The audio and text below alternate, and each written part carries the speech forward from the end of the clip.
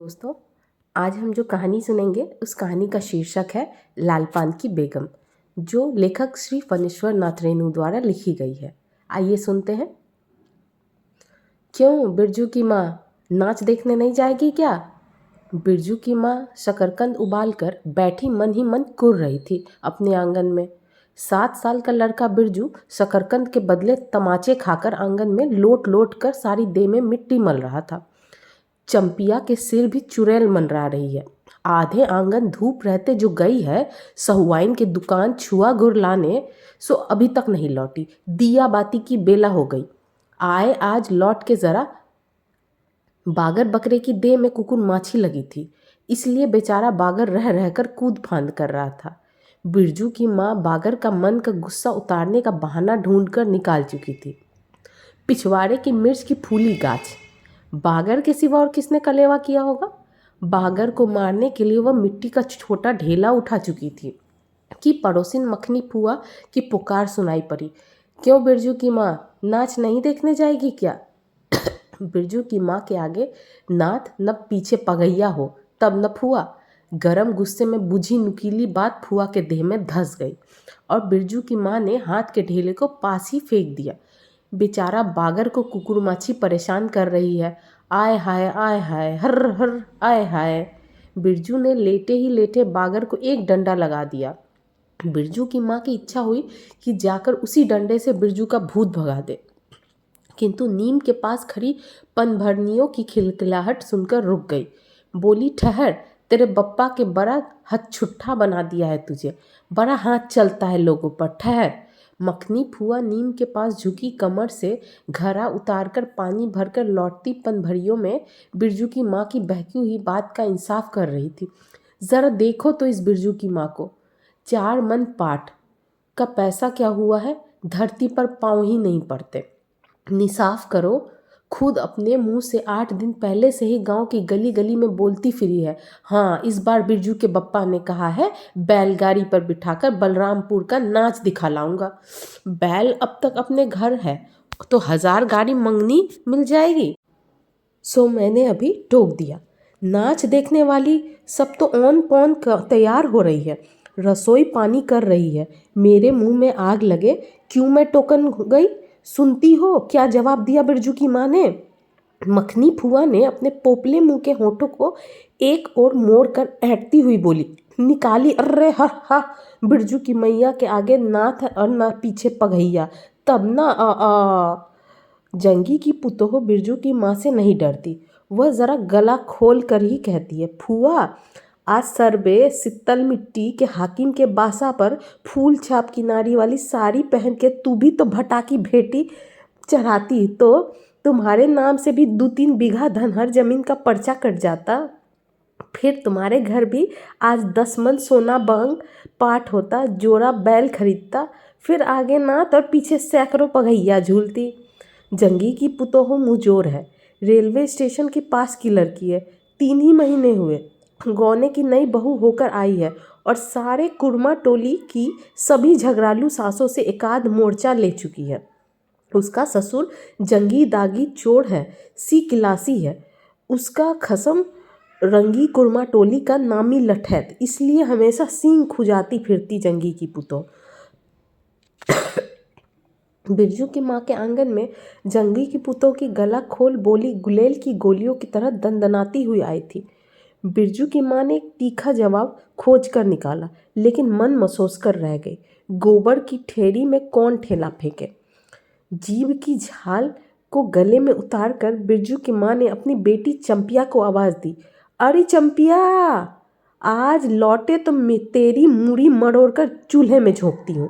दिन दिन बेलचाल होती जाती है। गांव में तो अब ठेठर बैस्कोप का गीत गाने वाली पुतुड़िया पतूहो सब आने लगी है, कहीं बैठ के बाजे ना मुरलिया सीख रही होगी। हाँ, अरे ओ चंपिया।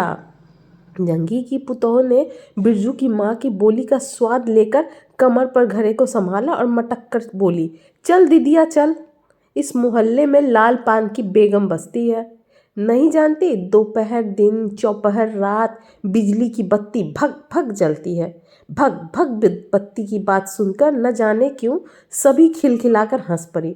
फुआ की टूटी हुई दांत पंक्तियों के बीच से एक मीठी गाली निकली, शैतान की नानी। बिरजू की माँ की आंखों पर मानो किसी ने तेज टॉर्च की रोशनी डालकर चौंधिया दिया। भग भग बिजली की बत्ती। 3 साल पहले सर्वे कैंप के बाद गांव की जलनडाही औरतों ने एक कहानी गढ़ के फैलाई थी। चंपिया के माँ के आंगन में रात भर बिजली बत्ती भुगभुगाती थी। चंपिया की माँ के आंगन में नाक वाले जूते के छाप घोड़े के टाप की तरह, जलो जलो और जलो। चंपिया की माँ के आंगन में चांदी जैसे पाट सूखते देखकर जलने वाली सब औरतें खलिहान पर सोनोली धान के बोझों को देखकर बैगन का भुर्ता हो जाएगी। मिट्टी के बर्तन में टपकते हुए छोआ गुड़ को उंगलियों से चाटती हुई चंपिया आई और माँ के तमाचे खाकर चीख पड़ी, मुझे क्यों मारती है? सहुआइन जल्दी से सौदा नहीं देती। सहुआइन जल्दी सौदा नहीं देती कि नानी, एक सहुआइन की दुकान पर मोती झरते हैं जो जर गार कर बैठ गई थी। बोल, गले पर लात देकर कल्ला तोड़ दूंगी हर जाई। जो फिर कभी बाजे ना मुरलिया गाते सुना। चाल सीखने जाती है टीसन की छोकरियों से। बिरजू की माँ ने चुप होकर अपनी आवाज़ अंदाजी की। उसकी बात जंगी की झोपड़ी तक साफ साफ पहुंच गई होगी। बिरजू बीती हुई बातों को भूल कर उठ खड़ा हुआ था और धूल झाड़ते हुए बर्तन से टपकते गुड़ की ललचाई निगाह से देखने लगा था। दीदी के साथ वह भी दुकान जाता तो दीदी उसे भी गुड़ चटाती जरूर। वह शकरकंद के लोभ में रहा और मांगने पर माने शकरकंद के बदले, ए मैया एक उंगली गुड़ दे दे। बिरजू ने तलहत्ती फैलाई। दे ना मैया, एक रत्ती भर। एक रत्ती क्यों? उठा के बर्तन को फेंक आती हूँ पिछवाड़े में, जाके चाटना। नहीं बनेगी मीठी रोटी? मीठी रोटी खाने का मुंह होता है। बिरजू की माँ ने उबले शकरकंद का सूप रोती हुई चंपिया के सामने रखते हुए कहा, बैठ के छिलके उतार, नहीं तो अभी। 10 साल की चंपिया जानती है शकरकंद छीलते समय कम से कम 12 बार माँ उसे बाल पकड़कर झकझोरेगी, छोटी छोटी खोट निकाल कर गालियाँ देगी। पाँव फैला के क्यों बैठी है इस तरह बेलज्जी? चंपिया के गुस्से को जानती है। बिरजू ने इस मौके पर थोड़ी सी खुशामद करके देखा। मैया, मैं भी बैठकर शकरकंद छीलूं? नहीं, माँ ने झिड़की दी। एक शकरकंद छीलेगा और 3 पेट में। जाके सिद्धू की बहू से कहो 1 घंटे के लिए कराही मांग कर ले गई तो फिर लौटाने का नाम नहीं। जा जल्दी। मुंह लटका कर आंगन से निकलते निकलते बिरजू ने शकरकंद और गुड़ पर निगाहें दौड़ाई। चंपिया ने अपने झबरे केस की ओट में माँ की ओर देखा और नज़र बचाकर चुपके से बिरजू की ओर एक शकरकंद फेंक दिया। बिरजू भागा। सूरज भगवान डूब गए। दिया बत्ती की बेला हो गई। अभी तक गाड़ी। चंपिया बीच में ही बोल उठी, कोयरी टोले में किसी ने गाड़ी नहीं दी मैया। बप्पा बोले माँ से कहना सब ठीक ठाक करके तैयार रहे। मलदिया टोली के मियाँ जान की गाड़ी लाने जा रहा हूँ। सुनते ही बिरजू की माँ का चेहरा उतर गया। लगा छाते की कमानी उतरकर घोड़े से अचानक। कोयरी टोले में किसी ने गाड़ी मंगनी नहीं दी? तब मिल चुकी गाड़ी। जब अपने गांव के लोगों की आंख में पानी नहीं तो मलदैया टोले की मियाँ जान की गाड़ी का क्या भरोसा? न 3 में न 13 में। क्या होगा शकरकंद छील कर रख दे उठा के। यह मर्द नाच दिखाएगा। बैलगाड़ी पर चढ़कर नाच दिखाने ले जाएगा। चढ़ चुकी बैलगाड़ी पर, देख चुकी जी भर नाच। पैदल जाने वाले सब पहुंचकर पुराने हो चुके। बिरजू छोटी कराही सिर पर औंधा कर वापस आया। देख दीदिया, मलेट्री टोपी, इस पर 10 लाठी मारने पर भी कुछ नहीं होता। चंपिया चुपचाप बैठी रही, कुछ बोली नहीं, जरा सी मुस्कुराई भी नहीं। बिरजू ने समझ लिया मैया का गुस्सा अभी उतरा नहीं पूरे तौर पे। मढ़ैया के अंदर से बागर को भगाती हुई बिरजू की माँ बड़बड़ाई, कल ही पंचकौड़ी कसाई के हवाले करती हूँ राकस तुझे, हर चीज में मुंह लगाएगा। चंपिया, बांध दे बागर को, खोल दे गले की घंटी। हमेशा टुनर टुनर, मुझे जरा सी नहीं सुहाती। टुनर टुनर सुनते ही बिरजू को सड़क पे जाती हुई बैलगाड़ियों की याद हो आई। अभी बबुआन टोले की गाड़ियां नाच देखने जा रही थी। झुनुर झुनुर बैलों की झुमकी, तुमसे बेसी बक बक मत कर। बागर के गले से झुमकी खोलती बोली चंपिया। चंपिया, डाल दे चूल्हे में पानी। बप्पा आवे तो कहना कि अपने उड़न जहाज पर चढ़कर नाच देखा है। मुझे नाच देखने का शौक नहीं, मुझे जगैया मत करो, मेरा माथा दुख रहा है। मरैया के ओसारे पर बिरजू ने फिसफिसा के पूछा, क्यों दीदिया, नाच में उड़न जहाज भी रहेगा? चटाई पर कथरी ओढ़कर बैठती हुई चंपिया ने बिरजू को चुपचाप अपने पास बैठने का इशारा किया।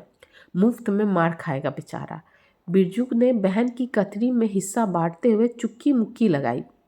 जाड़े के समय इस तरह घुटने पर ठुट्टी रखकर चुक्की मुक्की लगाना सीख चुका है वह। उसने चंपिया के कान के पास मुंह ले जाकर कहा, हम लोग नाच देखने नहीं जाएंगे क्या? गांव में एक पंछी भी नहीं है, सब चले गए। चंपिया को तिल भर भी भरोसा नहीं। सांझा तारा डूब रहा है। बप्पा अभी तक गाड़ी लेकर नहीं लौटे। 1 महीना पहले से ही मैया कहती थी बलरामपुर के नाच के दिन मीठी रोटी बनेगी। चंपिया छीट की साड़ी पहनेगी, बिरजू पैंट पहनेगा। बैलगाड़ी पर चढ़कर चंपिया की भीगे पलकों पर एक बूंद आंसू आ गया। बिरजू का भी दिल भर आया। उसने मन ही मन में इमली पर रहने वाले जीन बाबा को एक बैगन कबूला, गाज का सबसे पहला बैगन। उसने खुद जिस पौधे को रोपा है, जल्दी से गाड़ी लेकर बप्पा को भेज दो जीन बाबा। मरैया के अंदर बिरजू की माँ चटाई पर पड़ी करवटें ले रही थी। पहले से ही किस बात का मंसूबा नहीं बांधना चाहिए किसी को। भगवान ने मंसूबा तोड़ दिया। उसको सबसे पहले भगवान से पूछना है, यह किस चूक का फल दे रहे हो भोला बाबा? आप अपने जानते उसने किसी देवता पितर की मान मनौती बाकी नहीं रखी। सर्वे के समय जमीन के लिए जितनी मनौतियाँ की थी ठीक ही तो है। महावीर जी का रोट तो बाकी ही है। हाय रे देव, भूल चूक माफ़ करो महावीर बाबा, मनौती दुनी करके चढ़ाएंगे बिरजू की माँ। बिरजू की माँ के मन में रह रहकर जंगी की पुतोह की बातें चुभती है। भग भग बिजली बत्ती। चोरी चमारी करने वाले की बेटी पुतोह जलेगी नहीं। 5 बीघा जमीन क्या हासिल की है बिरजू की बप्पा ने। गांव की भाई खोखियों की आंखों में किरकिरी पड़ गई है। खेत में पाट लगाकर देखकर गांव के लोगों की छाती फटने लगी। धरती फोड़कर पाट लगा है। बैसाखी बादलों की तरह उमड़ते आ रहे हैं पाट के पौधे, तो अलान तो फलान। इतनी आंखों की धार भला फसल सहे। जहाँ 15 मन पाट होना चाहिए, सिर्फ 10 मन पाट काटा, पर तौल के ओजन हुआ भगत के यहाँ। इसमें जलने की बात क्या है? बिरजू के बप्पा ने तो पहले ही कुरमा टोली के एक एक आदमी को समझा के कहा, जिंदगी भर मजदूरी करते रह जाओगे, सर्वे का समय हो रहा है, लाठी करी करो तो 2-4 बीघे जमीन हासिल कर सकते हो। सो गांव के किसी पुतखौनी खौकी का भतार सर्वे के समय बाबू साहेब के खिलाफ खांसा भी नहीं। बिरजू के बप्पा को कम सहना पड़ा है। बाबू साहेब गुस्से से सर्कस नाच के बाघ की तरह उमड़ते रह गए। उनका बड़ा बेटा घर में आग लगाने की धमकी देकर गया। आखिरकार बाबू साहेब ने अपने सबसे छोटे लड़के को भेजा। बिरजू की माँ को मौसी कहकर पुकारा। यह ज़मीन बाबूजी ने मेरे नाम से खरीदी है, मेरी पढ़ाई लिखाई उसी ज़मीन की उपज से चलती है। और भी कितनी बातें। खूब मोहना जानता है उत्ता, जरा सा लड़का, जमींदार का बेटा है कि। चंपिया, बिरजू सो गए क्या? यहाँ आ बिरजू, अंदर। तू भी चंपिया, भला आदमी आए तो एक बार आज। बिरजू के साथ चंपिया अंदर चली गई। डिबरी बुझा दे, बप्पा बुलाए तो जवाब मत देना, खपच्ची गिरा दे। भला आदमी रे, भला आदमी, मुंह देखो जरा इस मर्द का। बिरजू की माँ दिन रात मंझा न देती रहती तो ले चुके थे जमीन। रोज आकर माथा पकड़ के बैठ जाए, मुझे जमीन नहीं लेनी है बिरजू की माँ, मजूरी ही अच्छी। जवाब देती थी बिरजू की माँ, खूब सोचा समझ के छोड़ दो। जब तुम्हारा कलेजा ही स्थिर नहीं होता तो क्या होगा? जोड़ू जमीन जोड़ के, नहीं तो किसी और के। बिरजू के बाप पर बहुत तेजी से गुस्सा चढ़ता ही जाता है। बिरजू की माँ का भाग ही खराब है जो ऐसा गोबर गणेश घर वाला उसे मिला। कौन सा शौक मौज दिया है इस मर्द ने। कोल्हू के बैल की तरह खट कर सारी उम्र काट दी इसके यहाँ। कभी 1 पैसे की जलेबी भी लाकर नहीं दी कसम से। पाट का दाम भगत के यहाँ से लेकर बाहरी बहर बैल हट्टा चले गए। बिरजू की माँ को एक बार नमरी लोट देखने भी नहीं दिया आँख से। बैल खरीद लाए। उसी दिन से गांव में ढिंढोरा पीटने लगे, बिरजू की माँ इस बार बैलगाड़ी पर चढ़कर नाच देखने, दूसरे की गाड़ी के भरोसे नाच दिखाएगा। अंत में उसे अपने आप पर क्रोध आया। वह खुद भी कुछ कम नहीं, उसकी जीभ में आग लगे। बैलगाड़ी पर चढ़कर नाच देखने की लालसा किस कुसमय उसके मुंह से निकली थी, भगवान जाने। फिर आज सुबह से दोपहर तक किसी न किसी बहाने उसने 18 बार बैलगाड़ी पर नाच देखने की चर्चा छेड़ी है। लो खूब देखो नाच। कथरी के नीचे दुसाले का सपना। कल भोरे पानी भरने के लिए जब जाएगी, पतली जीभ वाली पतुरिया सब हंसती आएगी, हंसती जाएगी। सभी जलते हैं उससे। हाँ भगवान, दाढ़ीदार भी। 2 बच्चों की माँ होकर भी वह जस की तस। उसका घरवाला उसकी बात में रहता है।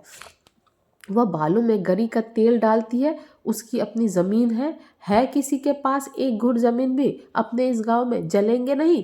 3 बीघे में धान लगा हुआ है। अघनी लोगों की बिखदीड़ से बचे तब तो। बाहर बैलों की घंटियां सुनाई पड़ी। तीनों सतर्क हो गए, उत्कर्ण होकर उठ सुनते रहे। अपने ही बैलों की घंटी है क्यों रे चंपिया? चंपिया और बिरजू ने प्रायः एक ही साथ कहा, ऊँ। चुप। बिरजू की माँ ने फिसफिसा कर कहा, शायद गाड़ी भी है, घर घराती है ना। दोनों ने फिर हुंकारी भरी। चुप, गाड़ी नहीं है। तू चुपके से टट्टी में छेद कर देख तो। आ चंपी, भाग क्या चुपके चुपके। चंपिया बिल्ली की तरह हौले हौले पाँव से टट्टी के छेद से झांक आई। हाँ भैया, गाड़ी भी है। बिरजू हड़बड़ा कर उठ बैठा। उसकी माँ ने उसका हाथ पकड़कर सुला दिया, बोले मत। चंपिया भी गुदरी के नीचे घुस गई। बाहर बैलगाड़ी खोलने की आवाज़ आई। बिरजू के बाप ने बैलों को जोर से डांटा। हा हा, आ गए घर। घर आने के लिए छाती फटी जाती थी। बिरजू की माँ तार आई। जरूर मलदिया टोली के गांजे की चिलम चढ़ रही थी। आवाज़ तो बड़ी खनखनाती हुई निकल रही है। चंपिया, हाँ? बाहर से पुकार कर कहा उसने बाप ने। बैलों को घास दे दे चंपिया। अंदर से कोई जवाब नहीं आया। चंपिया के बाप ने आंगन में आकर देखा तो न रोशनी, न चिराग, न चूल्हे में आग। क्या बात है, नाच देखने उतावली होकर पैदल ही चली गई क्या? बिरजू के गले में खसखसाहट हुई। उसने रोकने की पूरी कोशिश भी की, लेकिन खांसी जब शुरू हुई तो पूरे 5 मिनट तक खांसता रहा। बिरजू बेटा, बिरजमोहन। बिरजू के बाप ने पुचकार कर बुलाया। मैया गुस्से से मारे सो गई क्या? अरे अभी तो लोग जा ही रहे हैं। बिरजू की माँ ने मन में आया कि कसकर जवाब दे। नहीं देख रहा है नाच, लौटा दो गाड़ी। चंपिया, उठती क्यों नहीं? ले धान की पंसीस रख। धान की बालियों का छोटा झब्बा झोपड़े के ओसरे पर रख कर उसने दिया बालो। उसने कहा, दिया बालो। बिरजू की माँ उठकर ओसारे पर आई। 1:30 पहर रात को गाड़ी लाने की क्या जरूरत थी? नाच तो अब खत्म हो रहा होगा। डिबरी की रोशनी में धान की बालियों का रंग देखते ही बिरजू की माँ ने मन का सब मैल दूर हो गया। धानी रंग उसकी आंखों से उतरकर रोम रोम में घुल गया। नाच अभी शुरू भी नहीं हुआ होगा। अभी अभी बलमपुर के बाबू की सपनी गाड़ी मोहनपुर होटल बंगला में हाकिम साहब को लाने गई है। इस साल का आखिरी नाच है। पंचशीश टट्टी में खोज दे। अपने खेत का है। अपने खेत का? हुलसती हुई बिरजू की माँ ने पूछा, पक गए धान? नहीं, 10 दिन में अगहन चढ़ते चढ़ते लाल होकर झुक जाएगी सारे खेत की बालियाँ। मलदहिया टोली पर जा रहा था। अपने खेत में धान देखकर आंखें जुरा गई। सच कहता हूँ, पंचशीश तोड़ते समय उंगलियां कांप रही थी मेरी। बिरजू ने धान की एक बाली से एक धान लेकर मुंह में डाल दिया और उसकी माँ ने एक हल्की डांट दी। कैसा लुक्कर है रे तू? इस दुश्मनों के मारे कोई नेम धर्म बचे। क्या हुआ, डांटती क्यों है? नवान के पहले ही नया धान जुठा दिया, देखते नहीं? अरे इन लोगों का सब कुछ माफ है। चिरई चुरमुन है यह लोग। दोनों के मुंह में नवान के पहले नया अन्न न पड़े। इसके बाद चंपिया ने भी धान की बाली से 2 धान लेकर दांतों तले दबाए। ओ मैया, इतना मीठा चावल! और गमकता भी है ना दीदिया। बिरजू ने भी मुंह में धान लिया। रोटी पोटी तैयार कर चुकी हो क्या? बिरजू के बाप ने मुस्कुरा कर पूछा। नहीं, मान भरे सुर में बोली बिरजू की माँ। जाने का ठिकाना नहीं और रोटी बनाती। वाह, खूब खूब तो तुम लोग, जिसके पास बैल है उसे गाड़ी मांगनी मिलेगी भला। गाड़ी वालों को भी कभी बैल की ज़रूरत होगी, पूछूंगा तब कोयली टोलो वालों से। ले जल्दी से रोटी बना ले, देर नहीं होगी। अरे टोकरी भर रोटी तो तू पलक मारते बना देगी, 5 रोटियां बनाने में कितनी देर लगेगी। अब बिरजू की माँ के होठों पर मुस्कुराहट खुलकर खिलने लगी। उसने नज़र बचाकर देखा, बिरजू का बप्पा उसकी ओर एक टक निहार रहा है। चंपिया और बिरजू न होते तो मन की बात हंसकर खोलने में देर न लगती। चंपिया और बिरजू ने एक दूसरे को देखा और खुशी से उनके चेहरे जगमगा उठे। मैया बेकार गुस्सा हो रही थी ना। चंपी जरा घैलसार में खड़ी होकर मखनी फुआ को आवाज़ दे तो, ए फुआ सुनती हो, फुआ मैया बुला रही है। फुआ ने कोई जवाब नहीं दिया, किंतु उसकी बड़बड़ाहट स्पष्ट सुनाई पड़ी। हाँ, अब फुआ को क्यों गुहारती है? सारे टोले में बस एक फुआ ही तो बिना नात पगहिया वाली है। अरे फुआ, बिरजू की माँ ने हंसकर जवाब दिया। उस समय बुरा मान गई थी क्या? नात पगहिया वाले को क्या कर देखो, दोपहर रात में गाड़ी लेकर आया है। आ जाओ फुआ, मैं मीठी रोटी पकाना नहीं जानती। फुआ काकती खांसती आई। इसी के घड़ी पहर दिन रहते ही पूछ रही थी, नाच देखने जाएगी क्या? कहती तो मैं पहले से ही अपनी अंगीठी यहाँ सुलगा जाती। बिरजू की माँ ने फुआ की अंगीठी को दिखला दी और कहा, घर में अनाज दाना वगैरह तो कुछ है नहीं, एक बागर है और कुछ बर्तन बासन, सो रात भर के लिए यहाँ तंबाकू रख जाती हूँ। अपना हुक्का ले आई हो ना फुआ? फुआ को हुक्का मिल जाए तो रात भर क्या, 5 रात बैठकर जाग सकती है। फुआ ने अंधेरे में टटोल कर तंबाकू का अंदाज किया। ओहो, हाथ खोलकर तंबाकू रखा बिरजू की माँ ने। और एक वह है सहुआई, राम कहो, उस रात को अफीम की गोली की तरह एक मटर भर तंबाकू रखकर चली गई गुलाब बाग में ले, और कह गई कि डिब्बी भर तंबाकू है। बिरजू की माँ चूल्हा सुलगाने लगी। चंपिया ने शकरकंद को मसलकर गोले बनाए और बिरजू सिर पर कढ़ाई औंधा कर अपने बाप को दिखाने लगा। मलेट्री टोपी, इस पर 10 लाठी मारने से भी कुछ नहीं होगा। सभी ठठाकर हंस पड़े। बिरजू की माँ हंसकर बोली, ताखे पर 3-4 मोटे शकरकंद है, दे दे बिरजू चंपिया को, बेचारा शाम से। बेचारा मत कहो मैया, खूब सचारा है। अब चंपिया चहकने लगी। तुम क्या जानो कथरी के नीचे मुंह क्यों चल रहा था बाबू साहब का। ही। बिरजू के टूटे दूध के दांतों की फाक से बोली निकली, ब्लैक मार्टिन में 5 शकरकंद खा लिया। हा हा हा। सभी फिर ठाकर हंसने लगे। बिरजू की माँ ने फुआ का मन रखने के लिए पूछा, एक कनवा गुड़ है, आधा दूं फुआ? फुआ ने गदगद होकर कहा, अरे शकरकंद तो खुद मीठा होता है, उतना क्यों डालोगी? जब तक दोनों बैल दाना घास खाकर एक दूसरे की देह को जीभ से चाटे, बिरजू की माँ तैयार हो गई। चंपिया ने छीट की साड़ी पहनी। बिरजू बटन के अभाव में पेट पर पटसन की डोरी बांधने लगा। बिरजू की माँ ने आंगन से निकल गांव की ओर कान लगाकर सुनने की चेष्टा की। इतनी देर तक भला पैदल जाने वाले रुके रहेंगे? पूर्णिमा का चांद सिर पर आ गया है। बिरजू की माँ ने असली रूपा का मांग टीका पहना, आज पहली बार। बिरजू के पापा को हो क्या गया है? गाड़ी जोतता क्यों नहीं? मुंह की ओर एक टक देख रहा है, मानो नाच की लाल पान की। गाड़ी पर बैठते ही बिरजू की माँ की देह में एक अजीब गुदगुदी होने लगी। उसने बांस की बल्ली को पकड़ कर कहा, गाड़ी पर अभी बहुत जगह है, जरा दाहिनी सड़क में गाड़ी हाँकना। बैल जब दौड़ने लगे और पहिया जब चू चू करने घरघराने लगा तो बिरजू से रहा नहीं गया। उड़न जहाज की तरह उड़ाओ बप्पा। गाड़ी जंगी की पिछवाड़ी पहुंची। बिरजू की माँ ने कहा, जरा जंगी से पूछो ना, उसकी पतोहू नाच देखने चली गई क्या? गाड़ी के रुकते ही जंगी की झोपड़ी से आते हुए रोनी की आवाज़ स्पष्ट हो गई। बिरजू के बप्पा ने पूछा, अरे जंगी भाई, काहे कन रोहट हो रहा है आंगन में? जंगी घूर ताप रहा था। बोला, क्या पूछते हो? रंगी बलरामपुर से लौटा नहीं, पुतहुआ नाच देखने कैसे जाए? आसरा देखते देखते उधर गांव की सभी औरतें चली गई। अरे टीसन वाली तो रोती है काहे? बिरजू की माँ ने पुकार कर कहा, आजा, झट से कपड़ा पहनकर, सारी गाड़ी पड़ी हुई है बेचारी, आजा जल्दी। बगल के झोपड़े से राधे की बेटी सुनरी ने कहा, काकी गाड़ी में जगह है, मैं भी जाऊंगी। बांस की झाड़ी के उस पार लरेना खवास का घर है, उसकी बहू भी नहीं गई है। गिलट का झुमकी कड़ा पहनकर चमकती आ रही है। आजा, जो बाकी रह गई सब आ जाए जल्दी।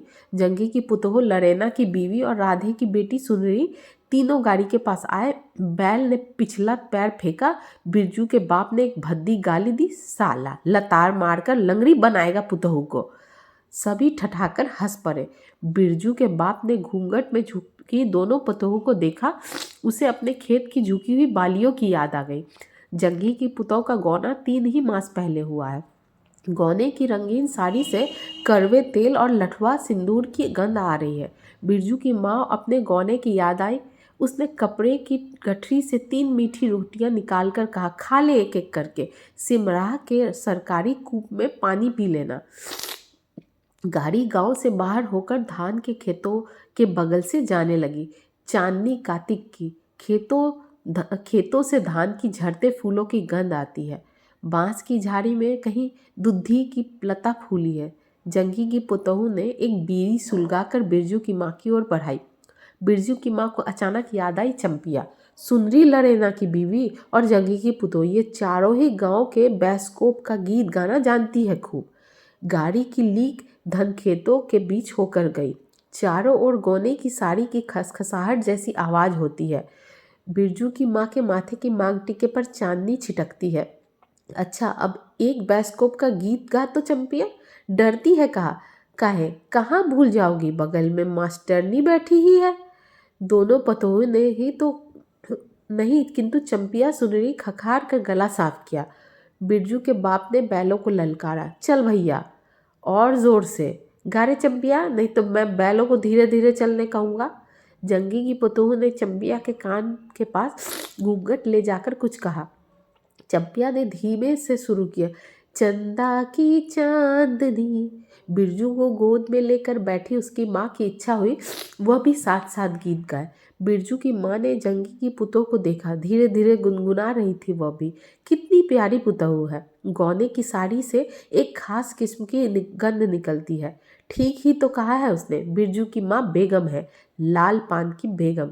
यह तो कोई बुरी बात नहीं। हाँ, वह सचमुच लाल पान की बेगम है।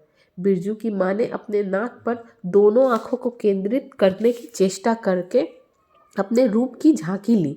लाला साड़ी की झिलमिल किनारी, मांग टीका पर चांद। बिरजू की माँ के मन में अब और कोई लालसा नहीं, उसे नींद आ रही है। आप सबको ये कहानी कैसी लगी बताइएगा ज़रूर। धन्यवाद।